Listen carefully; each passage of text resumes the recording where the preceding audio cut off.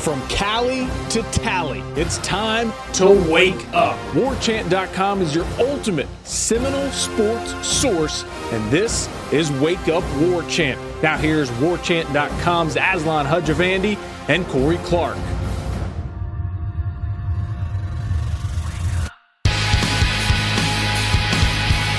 Wake up! We back! It's showtime.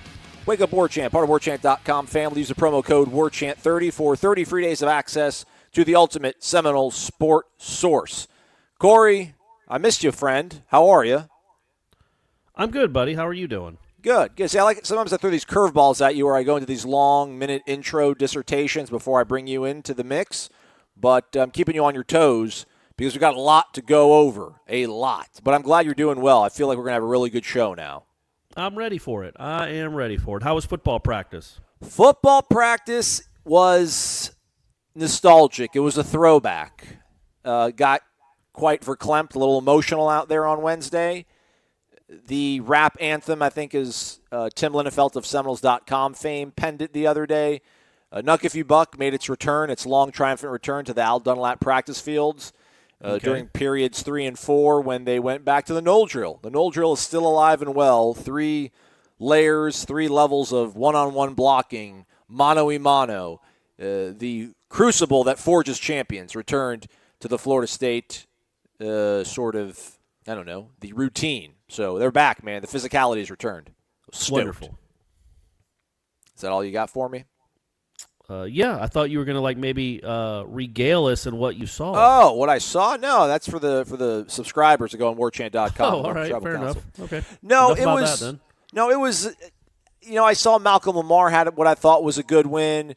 Chaz Neal had a good rep. Also had a bad rep. Juwan Williams, I think, did enough in his rep. I mean, there was no ownage, as the nerdy kids would say these days. There was nothing that really made you step back and be like, oh, wow, look at that guy. But I think that's a good thing. And that's the whole thing, right? If we come here and talk about how good the offensive line looks and people are going to start saying, well, what's going on with the defense? Odell's coaching them all by himself. He's overwhelmed. They need help on that side of the ball. If the defense starts pushing people and just snatching blocks to the side, then people are going to say, well, what's going on with the O-line? So it seemed fairly evenly matched, which I think is where you want to be. Well, that's good. It sounded like James Blackman had some positive things to say about the O-lineman, too. That kid, man. That kid is just going to make, 5-7. I wonder how much more palatable 5-7 would have been if that was a kid that we had to talk to twice a week. And, actually after games, DeAndre was all right. But just what a breath of fresh air. Ira made a funny little post on Twitter where he took a photo of the YouTube comment section under the James Blackman interview and made some sort of remark about he's polling at 100% approval rating even on YouTube, which is close to impossible. He's just saying all the right things. He's always been saying all the right things, and I know people are skeptical, and you have every right to be skeptical about what's going on, and if he's just, being a good soldier, but the things he said didn't seem seemed encouraging. And then what we saw during practice, man, we did see some pretty good, what I thought was drill work. Guys know what they're doing. A lot of positive feedback from Randy Clements. Not a lot of, hey, stop, go back, run it over again. You're not doing it right. Right. I walked away feeling pretty encouraged. Okay, buddy. Okay, and yeah, man, the kid's very easy to root for. That's it? That's all you have to say about the great James Blackman? Very easy to root for, but again, we'll see what happens when the games start counting in September. Okay. As far as YouTube comments after one of his interviews. Right. Did you see what I tweeted out? You don't. You never see what I tweet out. You follow 700 people, so I can't. Sometimes I do, buddy. Yeah. Well, my buddy that I worked with in Alabama retweeted something about Kyler Murray's pro day, about how he only weighed in. He didn't actually step on the scales. Some random guy responded to it with a funny little GIF.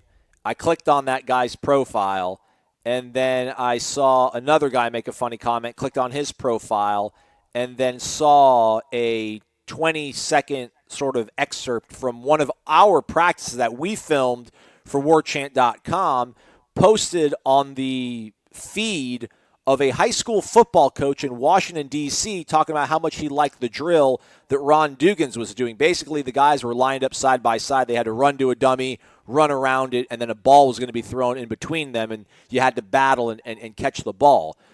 There was something like 16,000 likes and 700 retweets on that, and all the replies were other high school football coaches from across the country talking about, ooh, I like this drill too, or copying their assistant coaches and being like, hey, add this into our book. It was bizarre. Like, the world is so small, man. I don't know. But also, that's a pretty good sign. Yes. That you're running drills that other coaches want to emulate and copy. Yeah. Instead of some of the stuff we saw last year. Yeah. I thought it was a really good sign. Otherwise, against air, they looked really good, the receivers and the quarterbacks. And my theory, so we lost the viewer. He's still alive, but he's not listening to the show anymore because he doesn't like the way that we talk about Alex Hornibrook, this is the worst part of fandom, the sort of protective, irrational love people have for a kid that's not even officially committed. Not here yet. Yeah, but anywho, we've really upset a lot of people Seminole. He's a true Seminole. We've upset a lot of people about how skeptical we are about his potential. I do think, all things considered, with the way they've missed in the prep market the last 2 years, missing out on Jalen Hurts and some maybe Josh Jackson, I think, was another guy they were seriously hoping to maybe lure away. All that said, to get him here, if you're of the belief that he's going to help out with depth, then, we're friends. You're still listening to the show and you like it. If you're a guy that thinks, how dare you count him out already? He's got the world by the short and curlies. The world's his oyster. If he comes here and practices well, it's going to be his job. I don't think so. I don't have any big statistical breakdown, Corey. What I did find out was I think he's only attempted 30 or more passes 3 times in his career, and he's lost 2 of them. Yeah. The turnovers, obviously, I think last year he had 4 games where he threw 2 or more interceptions. He's obviously, people want to hold on to that starting record. If that's part of your statistical analysis, so be it. It's really not part of mine. But I really think that they're at a point, and you've mentioned this with one of the walk-ons, the quality of reps that drop off after James Blackman when it comes to, the right kind of zip on the ball, the velocity, the timing. There's a significant drop-off. So I do really think you bring Alex Hornibrook in here, not even so much as depth, but as the fact that you need a competent arm. And I know his mechanics look a little sort of clumsy, but I just think that gives them one more guy to get one more set of reps at a pretty good level. Not even so much to push James Blackman, but to push those receivers, push those cornerbacks. So when they do go on 7-on-7 and 11-on-11, they're not joking around and saying things like, don't trip, put in number 1 already. So that's where I am on that. Yeah, it's just bizarre. And I don't know what you're talking about with the listener that we lost for Hornibrook. So, okay, I went to my first Florida State game in 1983. Didn't go to school there, but my dad did, my sister did, my ex-wife did. I've been to 1,000 games and not just covering them. I grew up with this program. I have a brick outside the Moore Athletic Center with my name on it, my dad's name on it, my sister's name on it. I didn't know that. Nice. Yeah. You went to school at Florida State. Correct. You graduated from there. You have a degree, and you've been a hardcore fan for at least 15 years. And this guy is going to say that he's going to stop listening to us because we're not giving the Wisconsin kid a chance? As if we don't have 1,000 more hours invested in Florida State football than Alex Hornibrook? All we're doing, folks, is giving our opinions and keeping it real. I don't think the guy's a very good quarterback, but I hope it comes across that I do think it's a good move for Willie Taggart.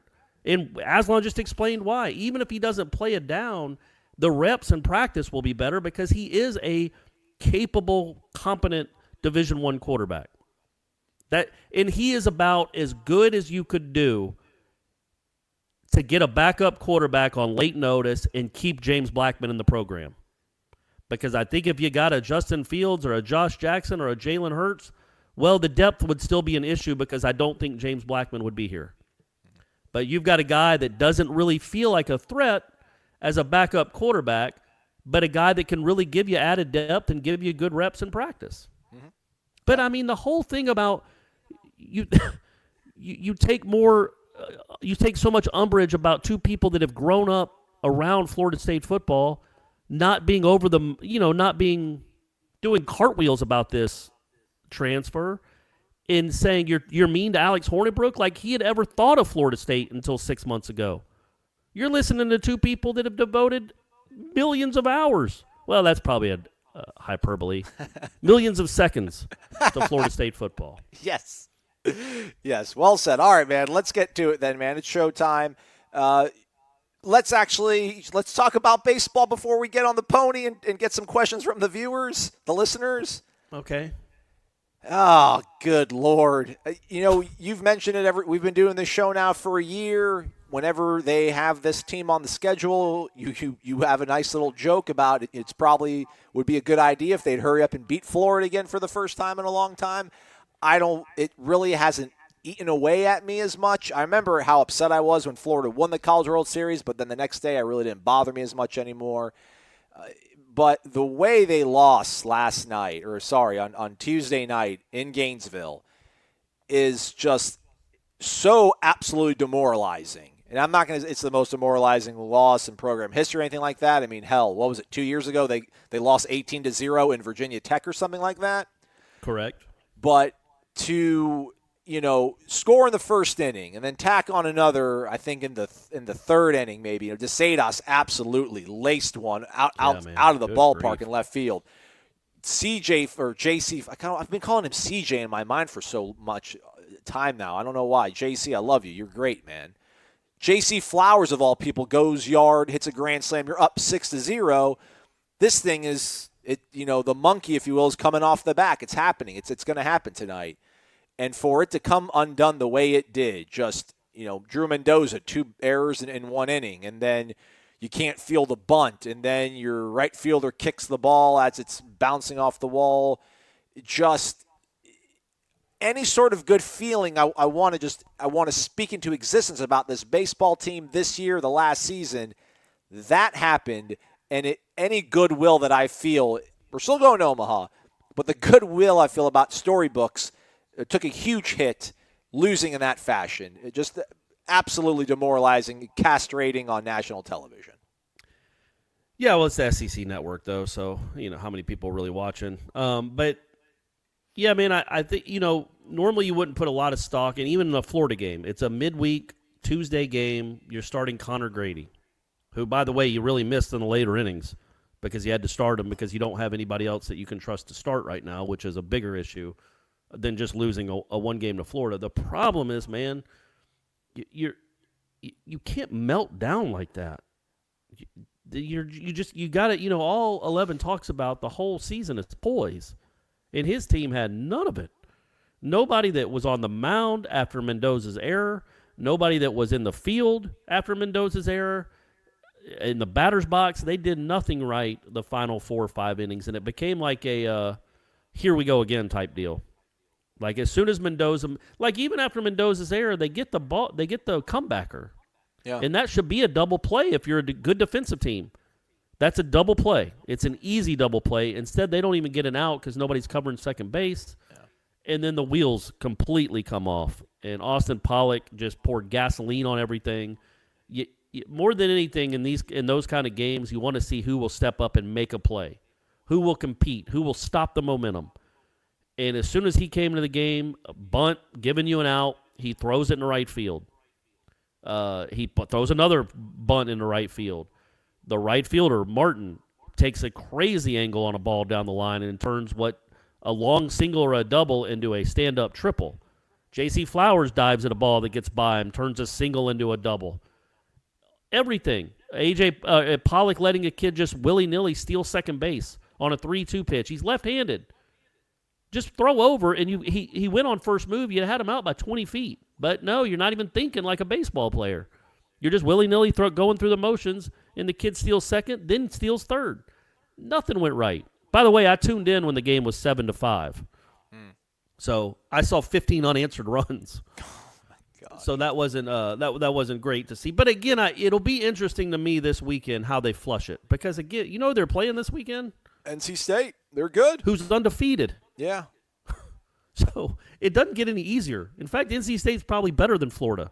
I don't think this is a very good Florida team. The teams that play them during the midweek every other week have proven that Florida's not a very good team. But when Florida State gets involved, and I think what you hope doesn't happen is the whole, golly, they've got our number. Not only they got our number, we're mentally weak. We're not strong enough to be a very good team, because as soon as we face any adversity on the road, we completely melt down. Is that the kind of team we are?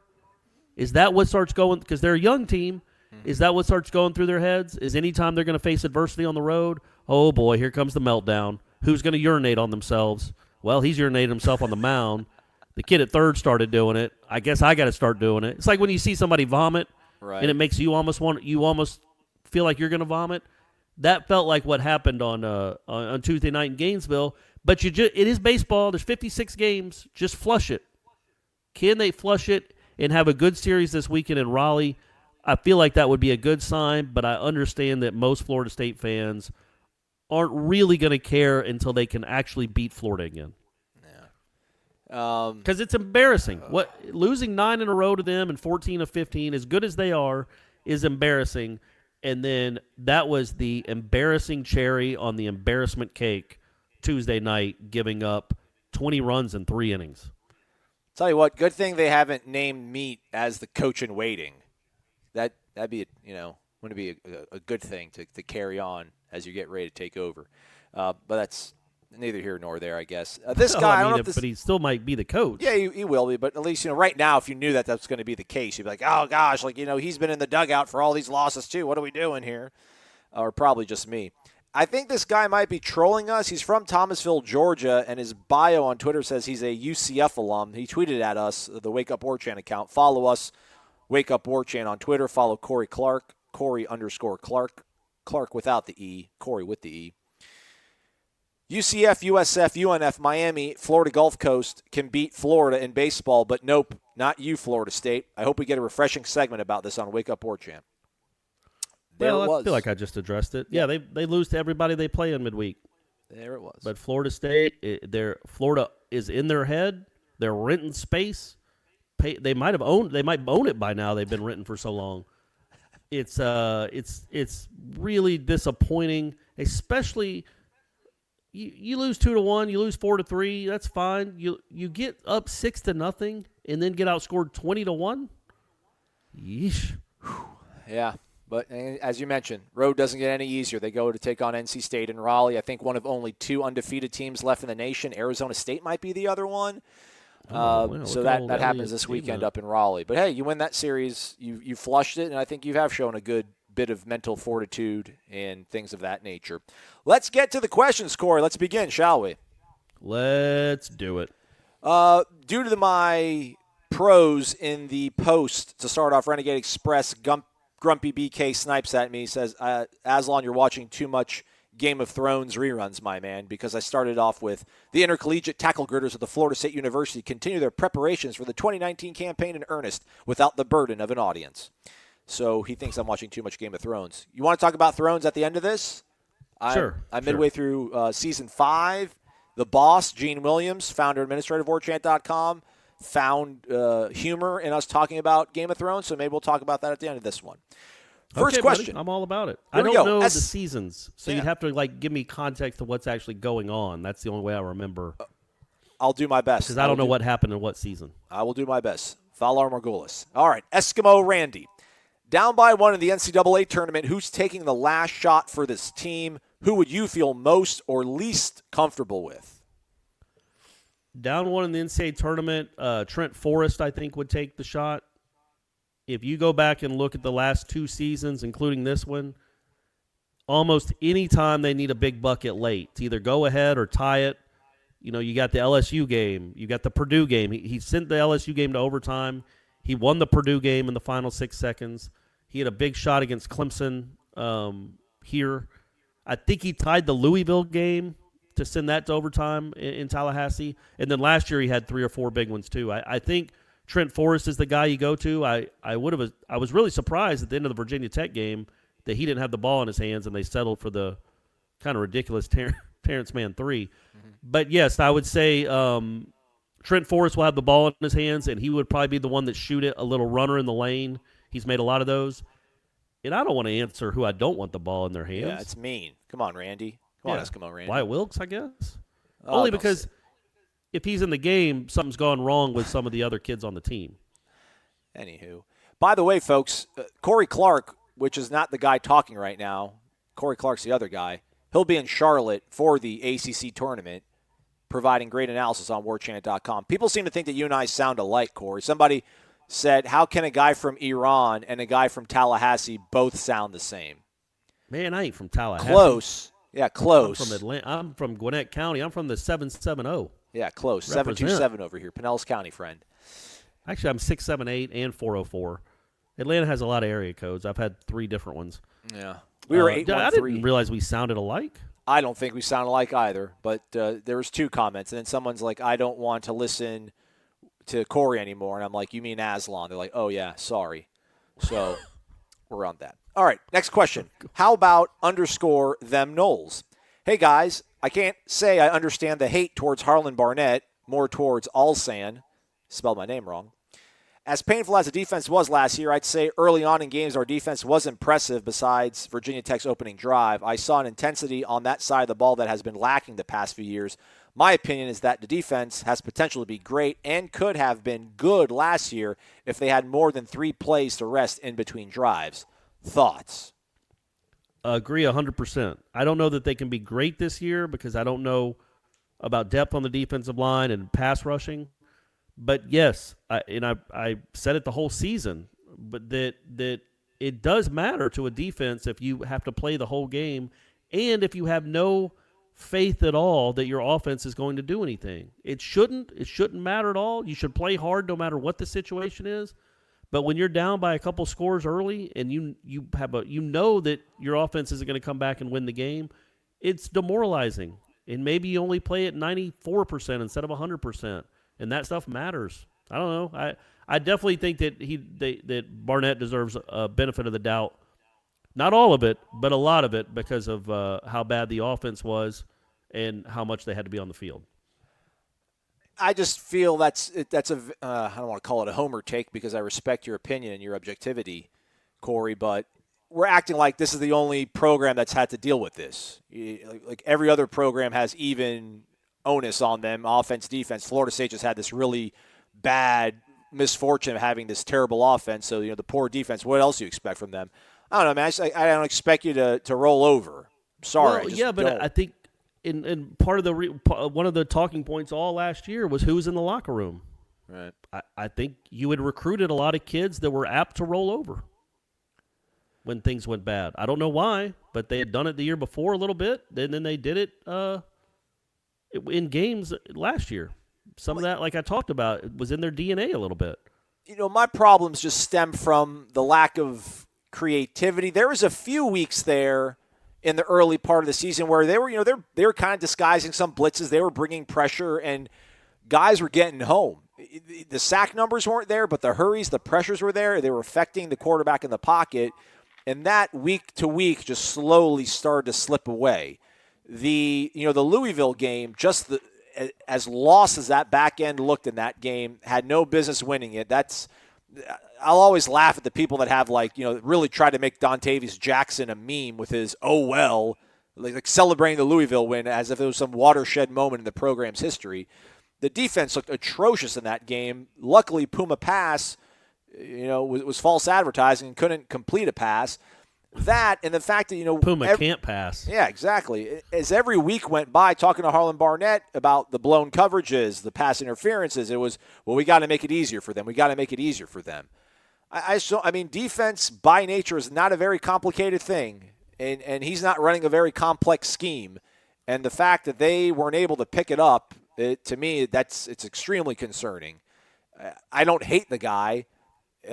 If they would have gotten rid of him and brought in a guy like Jim Leavitt, I think that's an upgrade, so I would have been a proponent of that. I realize how sort of pie in the sky that is. I'm not saying that he should lose his job, but if they had the opportunity to do something like that, I would have been really excited. I don't know, benefit the doubt's what I'm on. I remain skeptical. I think there's much more talent, much more proven talent, much more heady talent on that side of the ball than the offense. So they should be able to pull the weight. I don't know, man. Like the Ravens had Trent Dilfer, and they knew they had a crummy damn quarterback, but they still were going to lose games. They were still going to go out there and fight. You know, there's all sorts of teams that get backup quarterbacks thrown into the mix, and they go out and they don't lose, they don't give up an inch because they're going to have a poor offensive showing. If anything, that makes them want to play harder because they know that they're going to have to be the ones that carry the load. But it didn't happen. He has another season to make it happen. We'll see how it goes. That side of the ball, if you're talking about, if you're going to use the draft barometer, I don't know how many first-round picks are on that side of the ball, but you feel like those guys of that starting 11 this year, I don't know, 7 of them are going to probably get an invite to the Combine at some point? I mean, that whole back end, Marvin, I imagine Robert Cooper at some point probably will. And then it's probably the back end. The linebackers, just, I don't know. Linebackers, woof. Yeah, there's a reason to be skeptical. But I think it's foolhardy to make think that you have an informed opinion on Harlan Barnett after 1 year, especially because it ain't like he came from high school. He was helping run one of the most consistent, one of the best defenses in the country for the last half decade. So he knows what he's doing. It ain't like Walt Bell, who had never really proven it at any level. This guy had coached in playoff games. So he's got a better resume than it deserves a little bit more of the benefit of the doubt, in my opinion. But, yeah, this is a show and prove season. Yeah, I don't think the verdict is in, but it's not. And a lot of it, too, is the fact that about last year. What's that? They got run. Clemson crushed them. Yeah. Notre Dame ran all over them. Florida did whatever they wanted to through the air and on the ground. Syracuse ran all over them, especially in the second half. Yeah, there wasn't a lot to really, hang your hat on and say this is good. They're really well coached and they're really getting it and they're starting to buy in. None of that. But hey, you got a clean slate, baby. You got a clean slate. 2019, things are different. Part of my apprehension, and we'll get to the next question, is just the fact that side of the ball didn't really get helped out, I don't think, with the way they've shuffled the chairs with responsibilities and things like that, too. So that, they're pinning their hopes, I guess, on the fact that there's going to be 1 year stronger, 1 year smarter. That happens. It does. All right, next question comes from G.A. Knowles 86, Georgia Knowles 86. Wake up! Good morning, gentlemen. If FSU would have joined the SEC instead of the ACC, how many SEC championships would they have won? How many national championships would they have won? Wow. So the deal there is that throughout the 90s, Florida State was always playing the SEC's best. It wasn't like Florida was a mediocre, bottom tier SEC team. They were the SEC champs almost every year, and Florida State beat them a lot. So I don't think that their records would have been much different at all. Like they dominated the SEC. In fact, I know I looked it up. I think the number is Florida State had as many top 5 finishes in the AP poll in the 1990s as the entire SEC did combined. Take that. But the problem was they kept having to play Miami. Now, if you'd say if they'd have flushed Miami off the schedule, well, yeah, they win 3 or 4 more national championships. Yeah.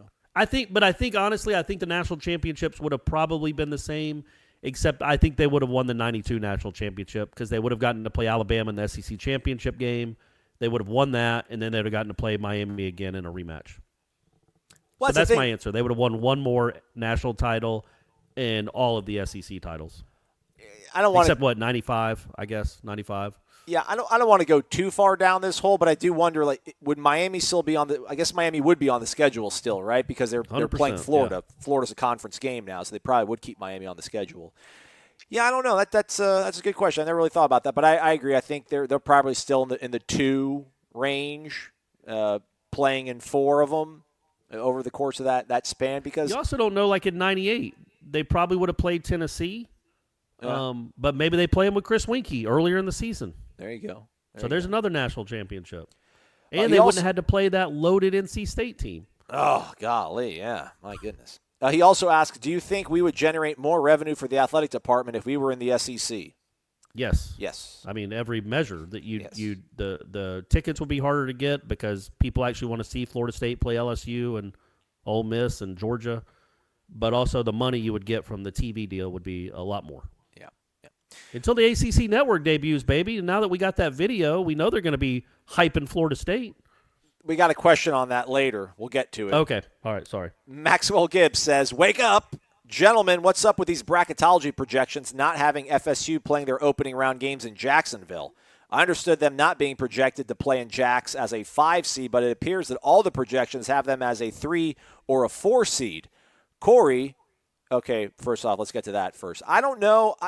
I defer to the Jerry Palms and the Joe Lenardis. I don't know how all this works. I know the NCAA has some sort of geographical preference. They don't want to make teams. I think there's a rule that if you're 350 miles or less from a tournament site, you can't take a plane. Like, you have to actually take a bus. So I guess maybe part of it's the travel thing, I guess, is out there. But no one has ever said they're going to Jacksonville, yet everyone has maintained this is conversations that would happen at the practice fields among other writers, but while we're waiting to go and practice about they're still going to go to Jacksonville because once they're a 4 seed, they'll definitely go to Jacksonville because of geography and et cetera, et cetera. I mean, the only time I've heard them going to Jacksonville is wishful thinking on our part and the other people at practice talking about it. I haven't seen any other projection have them go there. I don't know why. I don't know how it works. Sorry. I should probably phone a friend to Ira, but I don't even know if he knows this one. You want me to look it up real quick and we can pause? You think we'll be able to find an answer out there in the great wide open internet? I mean, because they went to Orlando 2 years ago, and everybody was certain they were going to go there. And they were a 3 seed that season.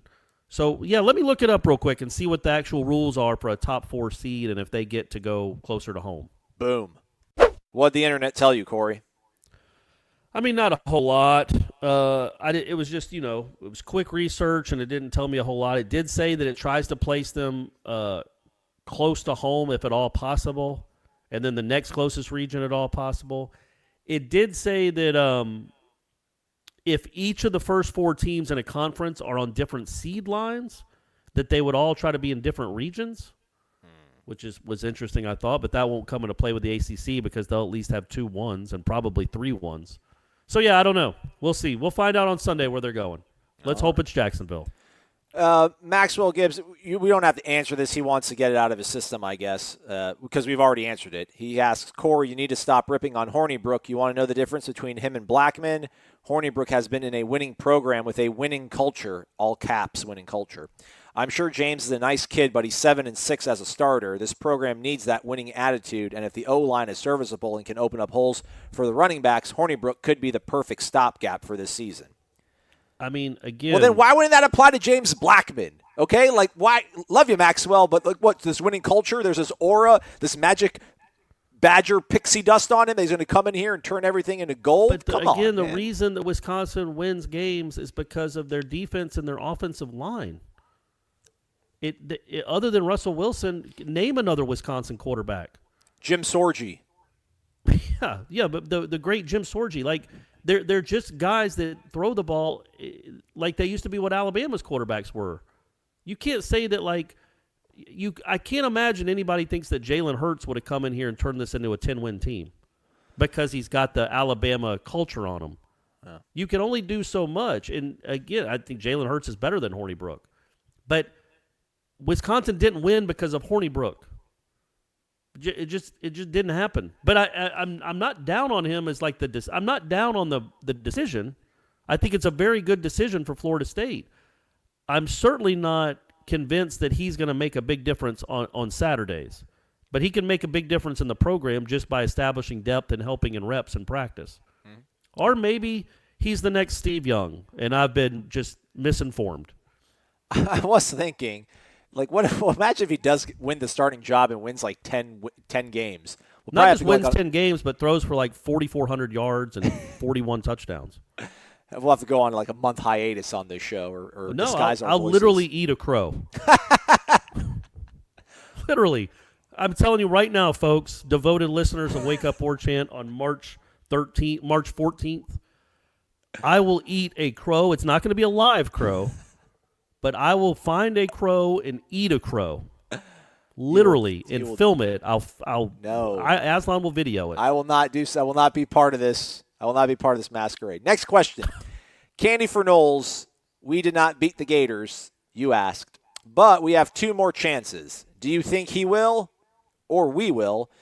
And what is going on with our pitching? Yeah, the pitching's a little dicey. I do like the bullpen. I think Connor Grady is good. I think Scalaro is good. I think they really got for the first time in a few years, I think they've got a pretty electric closer, perhaps, in Flowers. Mm-hmm. And I think Chase Haney, Tuesday night notwithstanding, I think he'll be a good arm back there too. The real question is the starters. Parrish and Van Eyck haven't looked like the Parrish and Van Eyck of last season so far, and the competition's only going to get stiffer as we move into ACC play. So you hope they find it again. Other than that, I don't know. I mean, it's a new pitching coach, but I'm certainly not blaming Clyde Keller after 15 games for the starting pitching not being great. But it is a new pitching coach. Just throwing that out there. But I we'll see. We'll see what they look like this week against NC State, and if they look better, because they have big strikeout numbers, but they're making more mistakes than it seems like they made last year. Yeah, I will say I feel like Parrish, I think in his last 2 starts, he's had innings where he's down to 2 outs and he's got 2 strikes and something gets away from him. Like he either gets squeezed and allows a walk, or doesn't get a strike call, and then sure enough they get a 2 out RBI single. So he's not too far off from it. CJ Van Eyck, I think, is probably still getting used to being a starter, and you're going to get thrown to the fire, like you said, in Raleigh here. But I do think they got enough good pieces in that bullpen to figure it out. I don't think they anticipated not knowing here in the middle of March who the number 3 guy was going to be, though.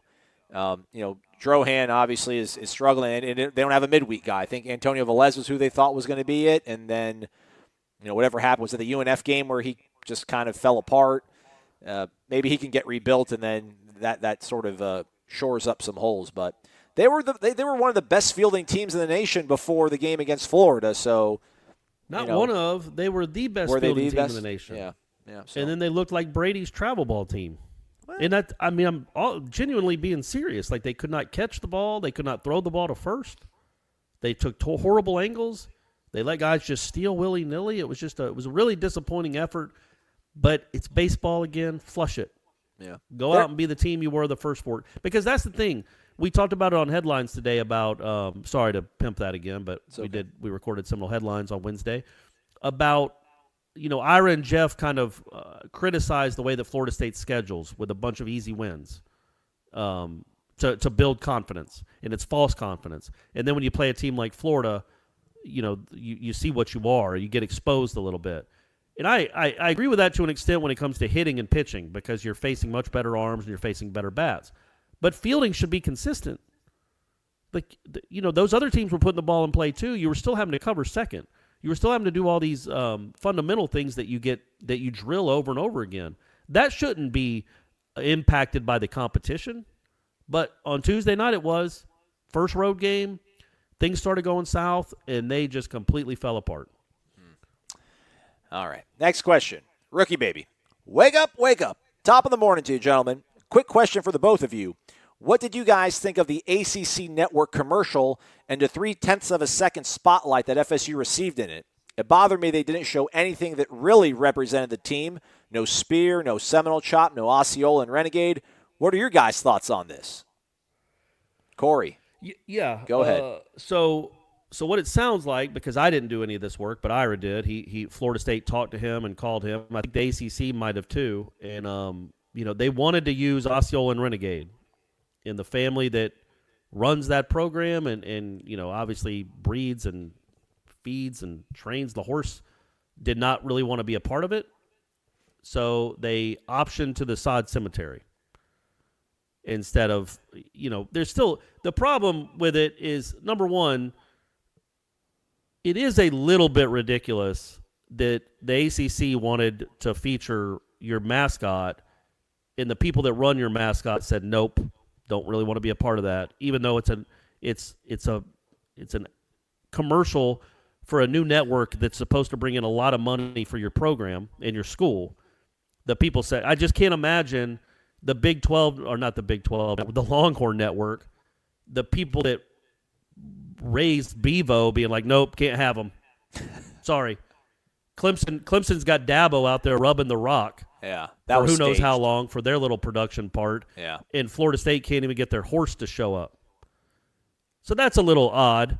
But even still, it's their right. It's their horse. It's their whole deal. That's fine.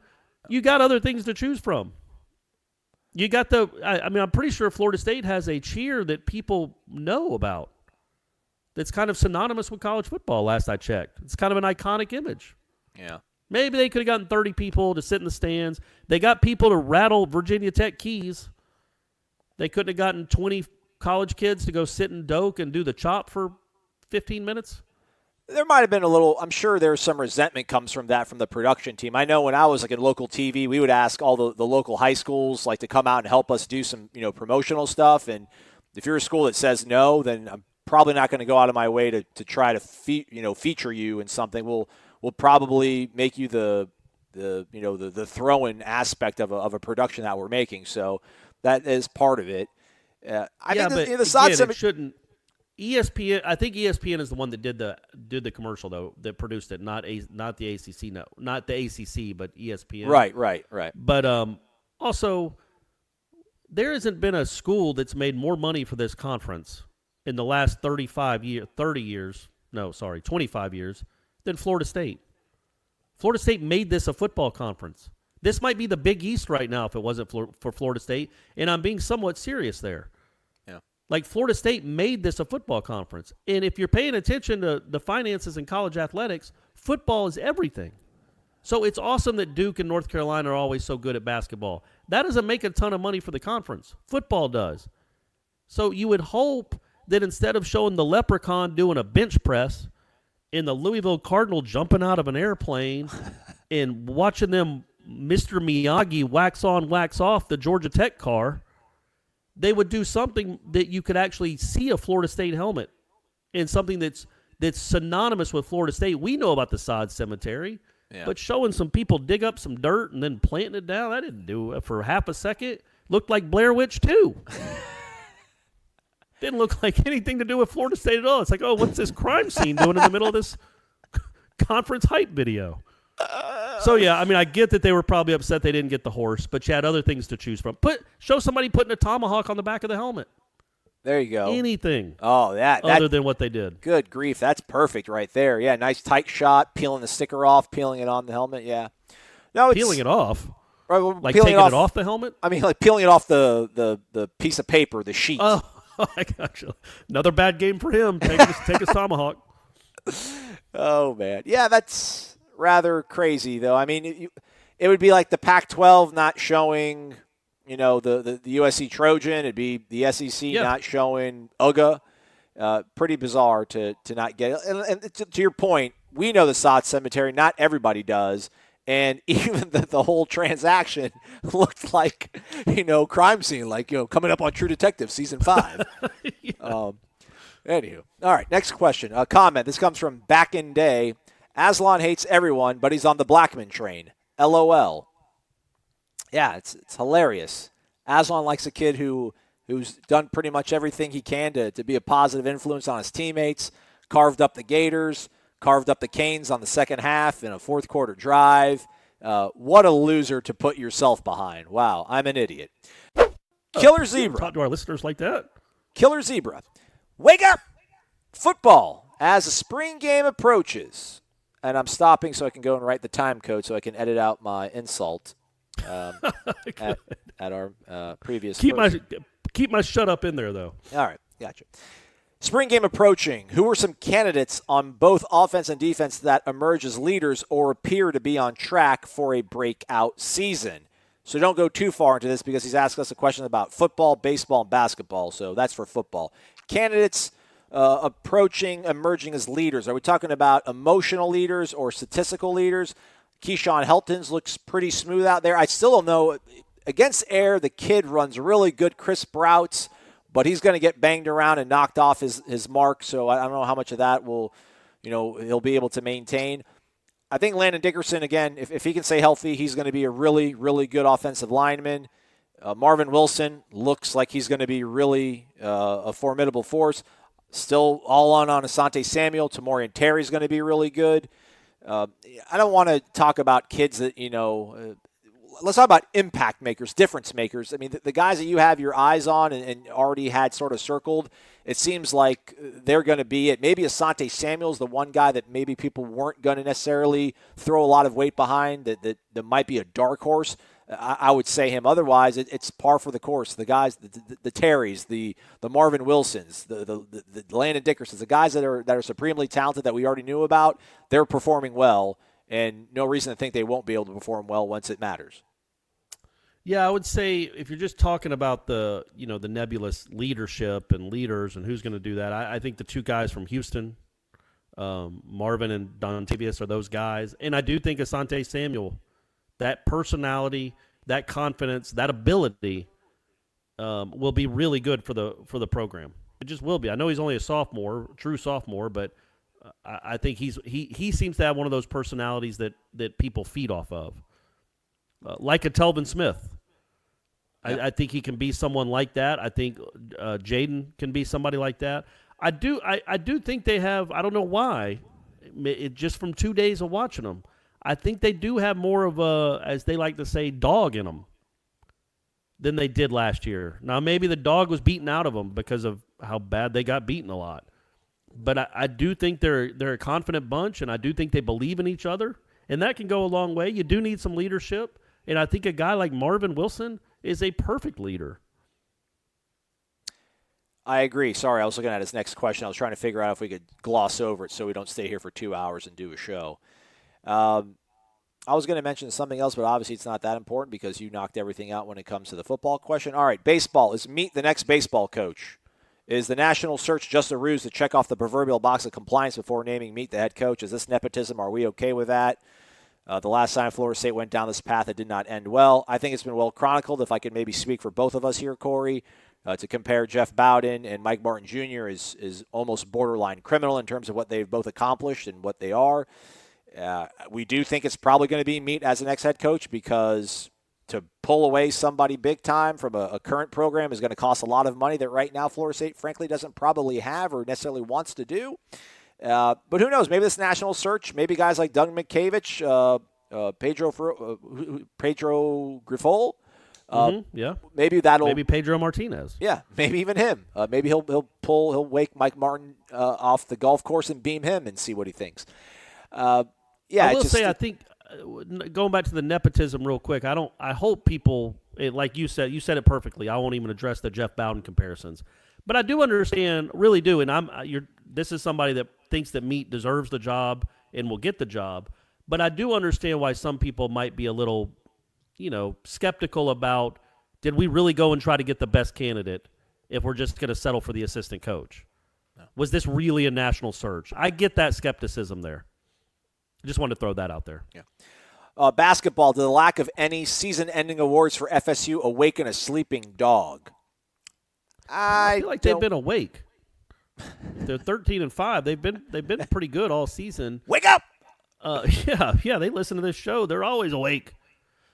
But I do think that I thought it was. I even tweeted it. It was fitting that this team didn't. The one that preaches 18 strong and has had 9 different leading scorers.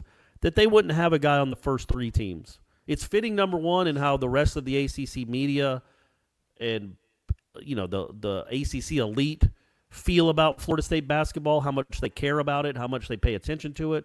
But also, it's kind of cool that they finished 4th in this conference without having someone that the 60 voting members deemed worthy of being even on the 3rd team. Yeah. But in fairness and in reality, Cabangeli's the only one that probably got, snubbed. Right. When you play guys 20, like Cabangeli had played 21 minutes a game. If he'd have played 33 minutes a game, he'd average 20 and 14 and would have been probably his first or second teamer. But when you spread out your minutes a lot, they're not going to put up a ton of stats. And so they're never going to be impressive at the end of the year. And when you look at those three lineups, first, second, and third team, man, there ain't any scrubs on there at all. Like, I don't know who you would knock off. Maybe the kid from Notre Dame because they were so bad. No. But they're all good. And Kevin Galley got Sixth Man of the Year. That was kind of cool, I guess. We've mentioned this before. Should Coach Ham have been in the running for Coach of the Year? I kind of disagree with your assertion, Corey, and I kind of regret it because it's going to probably go into a 5-minute argument now. But to your point about Cutcliffe winning it the year that Jimbo's orchestrating perhaps the finest season in college football history and most certainly the best season in ACC history, what Krzyzewski did this year is nothing amazing. It's par for the course for them. They haven't done anything transcendent. Nobody has. This team, I know they had still some pretty good expectations around them, Florida State, but to start out 1-4 in the conference and to end up where they are, absolutely, man. But Krzyzewski didn't win it. Who won it? Oh, Tony Bennett from Virginia. What? They're the number 1 seed last year. They did the same thing again. Congratulations, but encore. Then you're becoming a victim of your own success. Like, it's not like Virginia recruits at the level of Duke or Carolina. Like, they're not getting all the best players. All right. He recruits really well to a system. They're apparently impossible to score upon, and they win games on the road all the time. They went 16-2 in the league. Just again, I don't have a problem. I wouldn't have had a problem with Leonard winning it. I might have even. I don't think I would have voted for him, but I might have. But Tony, I don't think any of us could sit here and say Leonard Hamilton was a better coach this year than Tony Bennett. Well, what's that stat out there about Florida State in 2-possession games the last 4 years? Like, Leonard's got the best record. Leonard's a great coach. I hope he has the floor named after him here sometime soon. He deserves all the accolades. He's won the award twice, so it's not like he's been completely ignored. But, they played this year. Tony Bennett's team rolled them. Throttled them, yeah. But also, again, I'm all for the rest of eternity, the team that wins the conference getting Coach of the Year, except in extreme circumstances.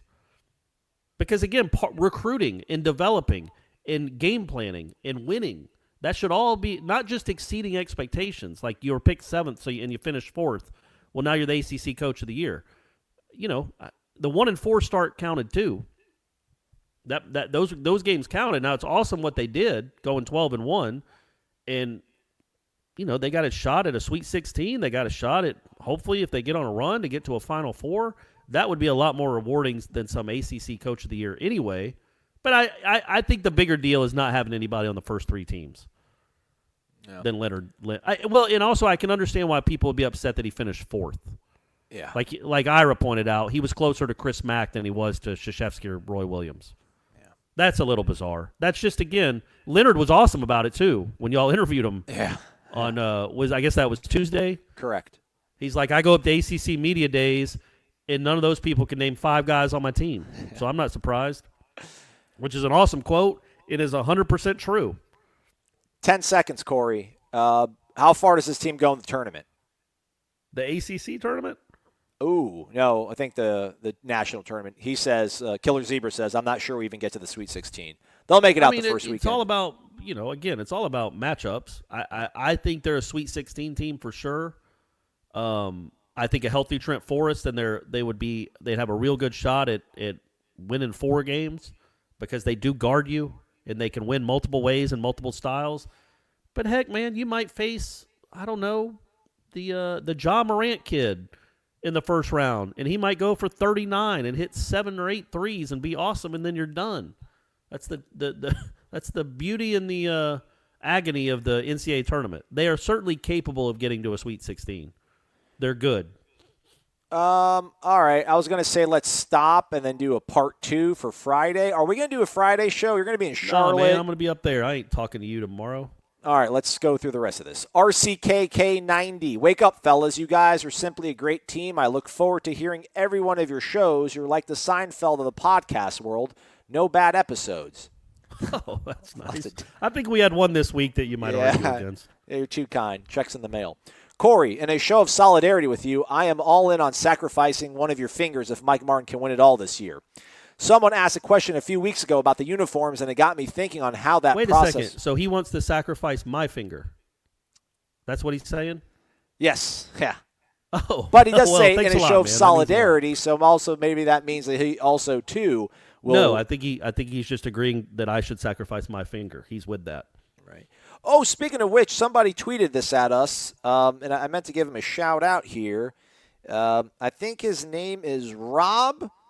Yeah, this guy's name is Rob. Apparently, he's got a nub on, I don't know if it's one of his hands or his fingers, but he's supposedly a big-time Florida State fan, and his friend tweeted at us. So shout-out to Rob, who's got a nub on one of his fingers or one of his hands. That can't be the technical medical term for it, can Well, it? I don't want to say deformity. Deformity sounds kind of rude. Yeah, stay with nub, I guess. Yeah, so there you go, Corey. But, yeah, shout-out to him. Thanks for listening to the show, by the way. Also, Robert Clifton, I think this might actually be the guy. Maybe this is actually the Rob. Says, great show, fellas. Love the show. Aslan, your views on Florida State are just like mine, except greatness. Corey, thanks for the optimism. Love the discussion about giving up a finger. I have a nub on my left thumb from an accident with a saw. Anyways, nubs up, and God bless the Knoll Nation. So there you go. Oh, man, this show is something else. Back to RCKK 90. All right, back to the uniforms. It got me thinking of how that process works. When the 5-year anniversary of the 2013 National Championship rolled around, I watched all the videos that were posted, and it struck me how great the old unis looked. It seems like every FSU fan wants the old colors and style back, but it does not seem likely to happen. I personally think Willie could earn a tremendous amount of goodwill by simply bringing back the old uniforms. Can he make that call? I figure it's a decision that's driven by money, shoe contracts, etc., but guess he could get it done if he really pushed. I say this realizing he has much bigger fish to fry at this point. Thanks again, guys. Yeah, man, I don't know. I mean, Nike's making you black uniforms. Surely you can be like, hey, can you go into your guys' hard drive and go back into the archive and just, use the – I mean, it's not like the garnet cloth from 2013 is some sort of rare piece of polyester cotton blend that's no longer found. But I guess maybe he does have bigger fish to fry. Someone needs – I don't know. Maybe it's just we're so far we can't turn back now. Maybe it's like you have a bratty kid and he wants to turn around. He doesn't want to go to Nana's house, but you're more than 3/4 of the way there. So now you can't turn around because you'll bend to his will and then he'll be a petulant child for the rest of his life. I guess maybe they're moving in the right direction. They feel like, all right, people are forgetting about this. We can't turn back now because they know, man. They know if you put that 2013 jersey on somebody, that 2001 helmet on somebody, that it's going to look so damn good that you're going to sit there with buyer's remorse about, like, why did I buy all this Boston College BC maroon? Why do I have these weird numbers on me? Why are my numbers gold? Why aren't they white? Yeah, I don't have a lot to add to that. I would say, though, that if, Brian Burns and A.J. Westbrook get to choose what uniforms they wear on a Saturday, just willy-nilly, like, hey, we're wearing black this week. If it's really up to the players what uniforms they get to wear, then Willie Taggart should have a say as well. Yeah. Or maybe a fan vote. Hopefully he'll have one. Maybe on homecoming, Willie, maybe make it a vote. Willie, have Florida State football Twitter account, put something out there in the week leading up to homecoming, and let the fans choose what the players are going to wear. But I don't know. No, just go. The fans want that. The fans want back to what it was. Yeah. Cat Chaser. Here we go. Another Hornibrook sympathizer. Morning, fellas. Corey, not sure why all the hate for Hornibrook. We all know he is here for depth only. I don't think the masses believe he's a good fit, nor is going to push for the starting job, but he is an experienced quarterback in case of an emergency. Do either of you think he will be a better senior backup than Francois would have been on and off the field? Good point. You're right. Next question. Yeah, 100% with that. And again, I guess that show, actually, it's weird. Stephanie even told me, she's like, man, you sounded mad on that show. I was like, really? I don't even know. What was I talking about? And she was like, you were talking about the horny guy. And I'm like, I sounded mad? And she said, yeah, you were like really emphatic. And I'm like, oh, okay. And I didn't realize I was. And then now that we're getting these questions, yeah, I get it. I don't know why I came off as so mad. I don't know who I was even talking to. Corey had to sit through 5 Little League baseball games, and we recorded right. 1 in the morning. I was punch drunk. All right, come on. Just let it slide this one time, okay? But let me get this out on record now so we don't have it in any more Renegade Expresses. I agree with the move. I do think it's a good move for Florida State.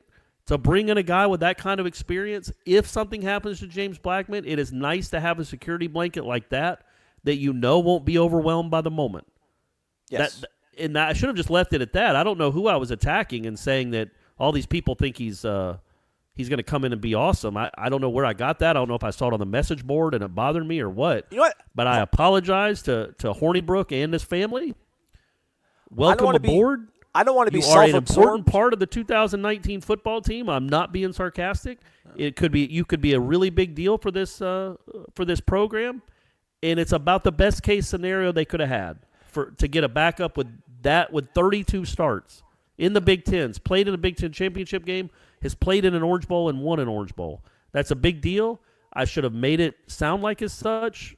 I don't know why I had to poo-poo it so hard on Monday. But I apologize, and this is sincere. I know every time I talk, it sounds like I'm being sarcastic. Wrap it up, Corey.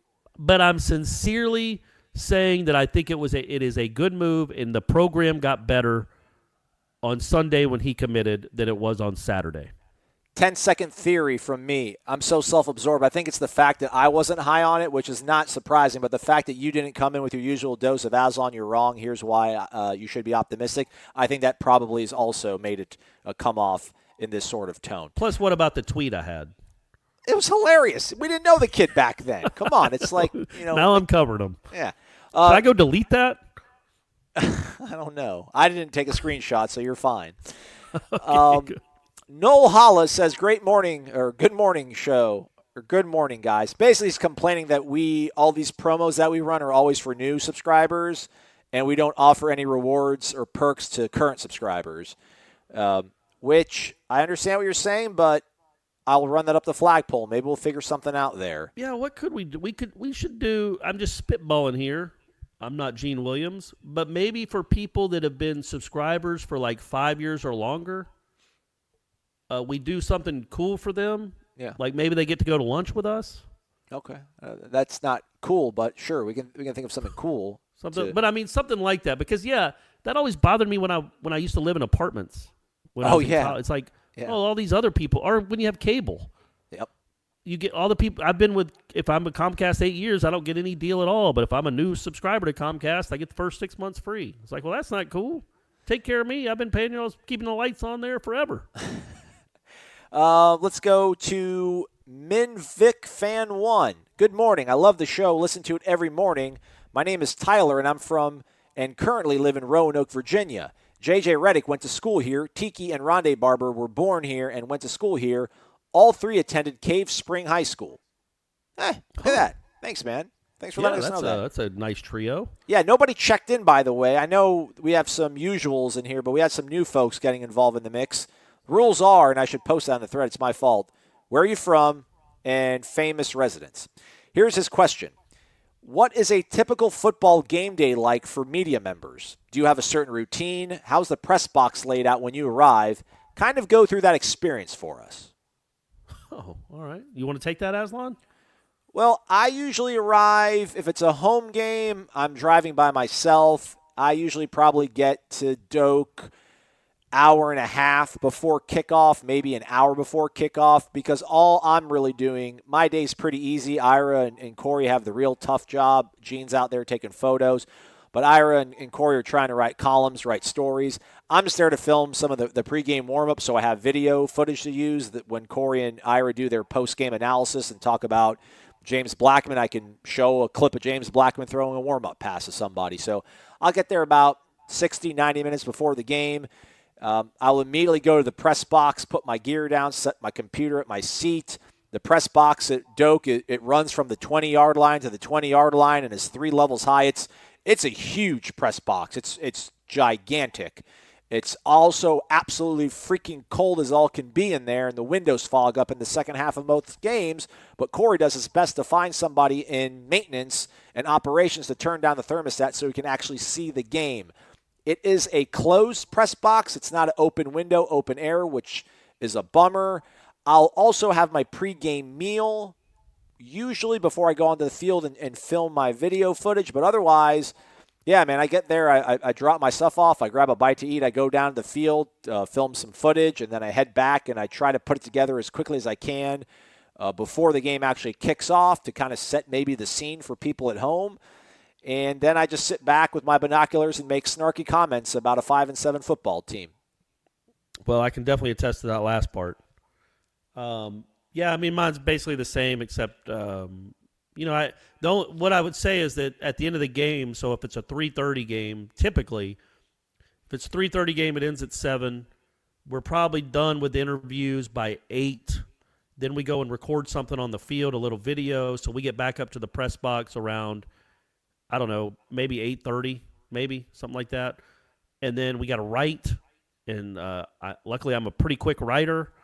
But if I'm writing like 2 stories, which I don't do a lot for War Chant because we got enough people. But back in the Democrat, sometimes I would write 2 anyway. Sometimes for a 3:30 game, we're not walking out of there till 11. Yeah, 11:30, something like 3 or 4 hours after the game's over. 4 hours sometimes. So that's a bit of a bummer. But it beats having a real job. Yeah, so when the game is winding down, I think the last 4 minutes, they allow media members the working press that are not photographers, they allow them to get on the field. Usually Corey or Ira will go on the field and watch the last 4 minutes and do from the sideline, do some body language scouting or whatever. I'll head back to the Moore Center to set up for the post-game press conference.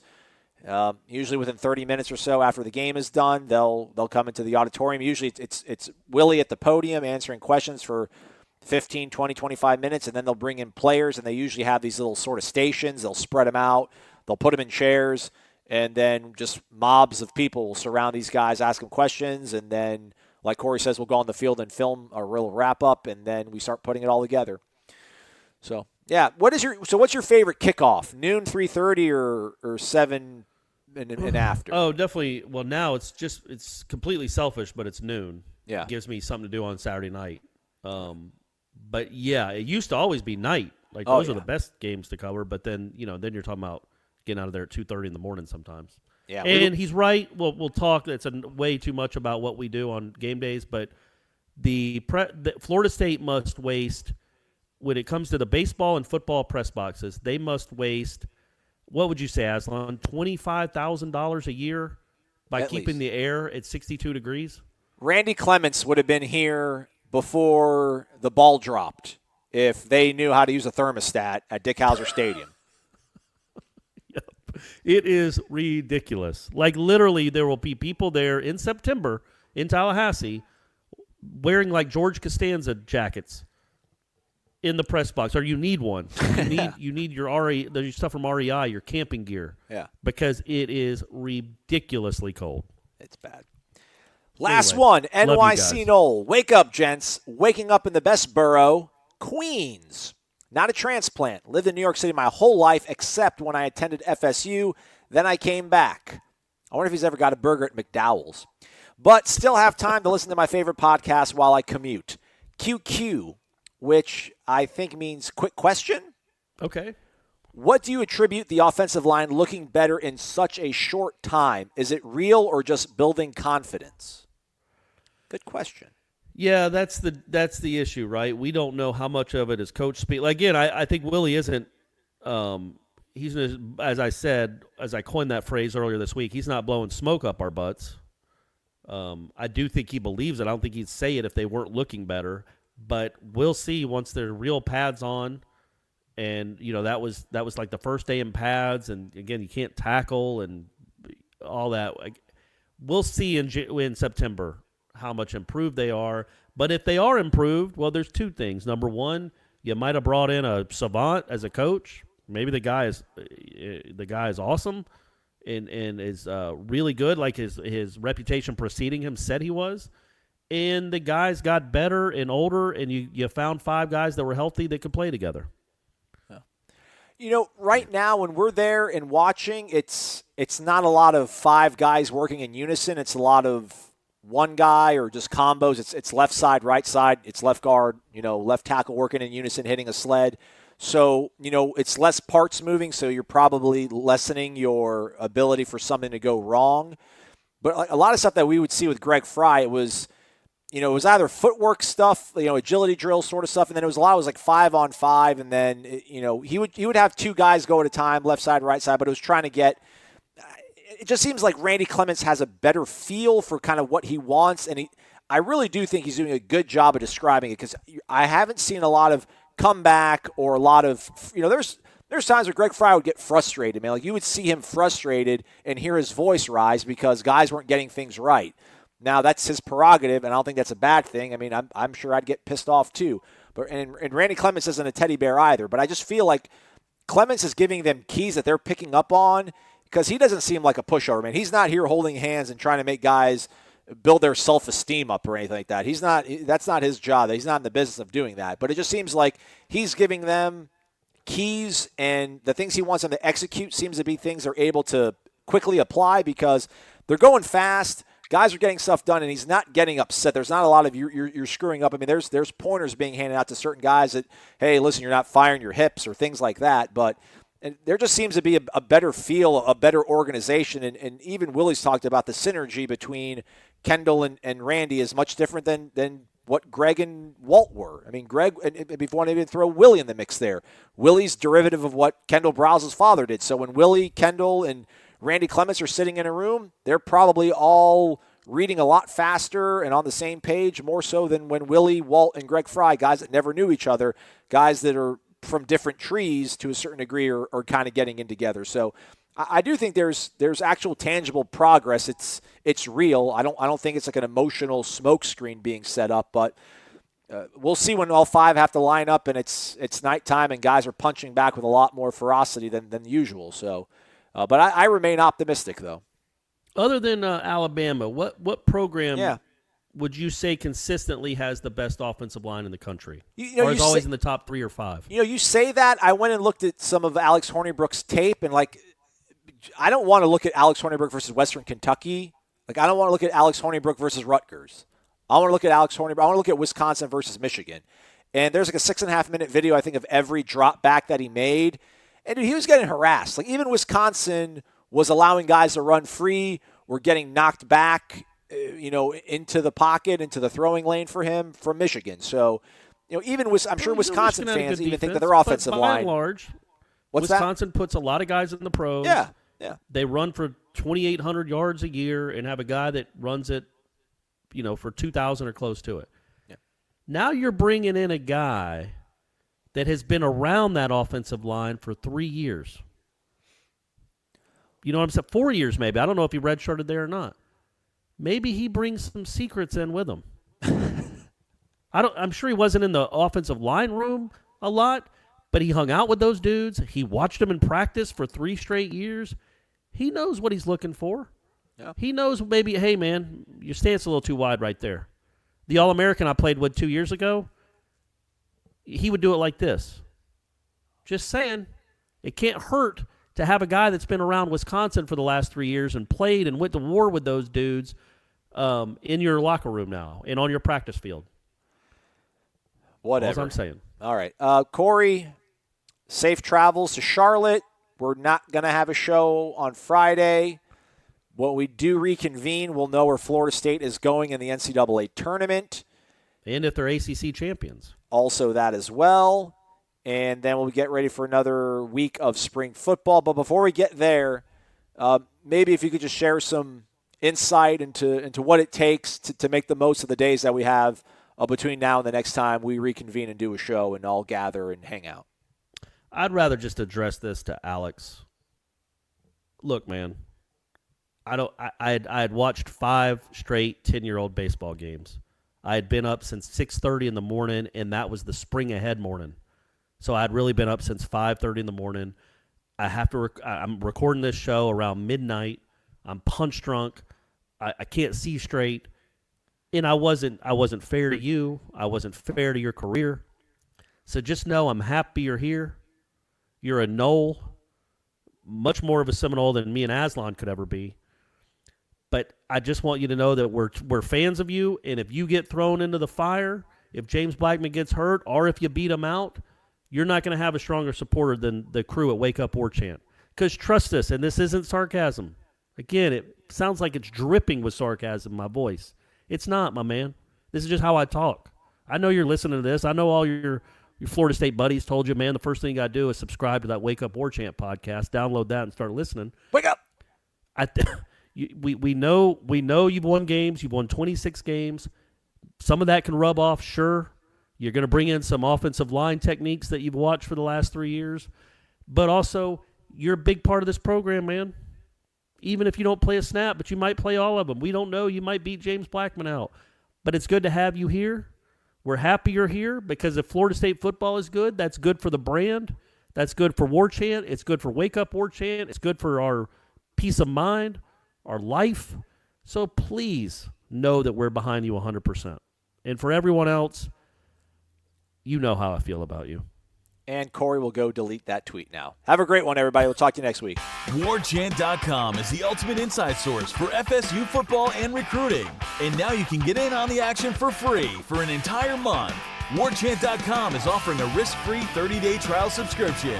Get full access to the #1 website covering the Seminoles just by entering the promo code WarChant30. That's WarChant30. Sign up and get in on the world's most active FSU message boards. Receive breaking news, stories from our award-winning staff, plus get exclusive interviews and videos. Just enter the promo code WarChant30. WarChant.com, your ultimate Seminole sports source.